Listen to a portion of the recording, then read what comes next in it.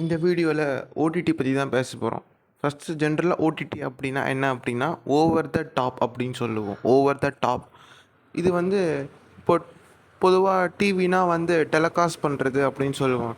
That means இப்போது Vijay TV, Sun டிவியாக இருக்கட்டும், இது மாதிரி டெலகாஸ்ட் பண்ணுறாங்க டெலிவிஷனில் அப்படின்னு சொல்லுவோம். இப்போ ஓடிடிக்கு என்ன சொல்லுவோம் அப்படின்னா ஓடிடியில் ஸ்ட்ரீமிங் பண்ணுவோம் அப்படின்னு சொல்லுவோம். ஏன் ஸ்ட்ரீமிங் டெலகாஸ்டிங் அப்படின்னா, ஸோ இது வந்து சேட்டலைட் மூலமாக டெலகாஸ்ட் பண்ணுறாங்க. வர்றதை வந்து அப்படியே டெலகாஸ்ட் பண்ணி காமிக்கிறாங்க.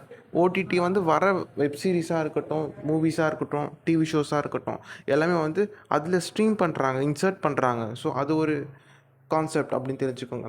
ஃபர்ஸ்ட் ஆஃப் ஆல் இந்த ஓடிடி கான்செப்ட் எப்போ வந்தது அப்படின்னா 2011 வந்து Canadian radio television and telecommunication system commission CRTC அப்படின்ற ஒரு ஷார்ட்டாக மென்ஷன் பண்ணுவாங்க. இவங்க என்ன மென்ஷன் பண்ணியிருக்காங்க அப்படின்னா, அதாவது இது எப்படி கன்சிடர் பண்ணுறாங்க அப்படின்னா internet access to programming independent அப்படின்னு சொல்கிறாங்க. ஸோ ஒரு நெட்வொர்க் வந்து ஒரு டெடிக்கேட்டடாக வந்து டெலிவர் பண்ணுறாங்க சேட்டலைட் மூலமாக, கேபிள் மூலமாக அப்படின்றது வந்து இது வந்து ஓவர் த டாப் சர்வீசஸ் அப்படின்னு சொல்லுவோம் அப்படின்னு அவங்க மென்ஷன் பண்ணியிருக்காங்க. இதுவே யூஎஸில் வந்து Federal communication commission multi video programming distribution and online video distribution அப்படின்னு சொல்லி டூவாக மென்ஷன் பண்ணியிருக்காங்க. ஸோ இது தெரிஞ்சுக்க வேண்டிய ஒரு கான்செப்ட். ஸோ இப்போ ஓடிடி அப்படின்னு ஓரளவுக்கு என்னென்னு தெரிஞ்சிருக்கும் அப்படின்னு நினைக்கிறேன். ஸோ நம்ம இந்தியாவில் வந்து பாப்புலராக இருக்கிற ஓடிடி என்ன அப்படின்னா Netflix, Disney plus Hotstar, Jio cinema, Amazon Prime, ஜி5, சோனி லிவ் அப்படின்னு சொல்லி இந்த ஓடிடி பிளாட்ஃபார்ம்ஸ் எல்லாமே வந்து எப்போ பாப்புலர் ஆச்சு அப்படின்னா 2016க்கு அப்புறம் தான் அப்படின்னு சொல்லலாம்.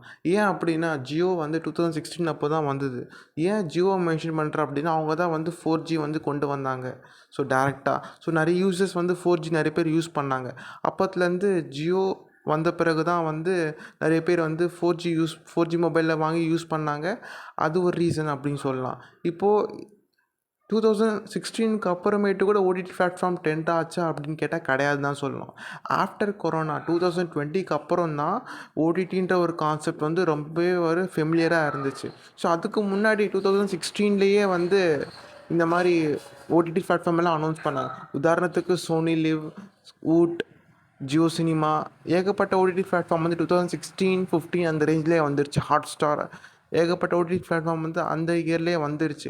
பட் பாப்புலாரிட்டின்றது வந்து இப்போது 2020க்கு அப்புறம் தான் வந்து ரொம்ப பாப்புலாரிட்டி ஆச்சு. கொரோனாக்கு அப்புறம் தான் நெட்ஃப்ளிக்ஸ், அமேசான் ப்ரைம்லாம் இயர்லி 2011 அப்போவே வந்து ஸ்டார்ட் ஆகிடுச்சு.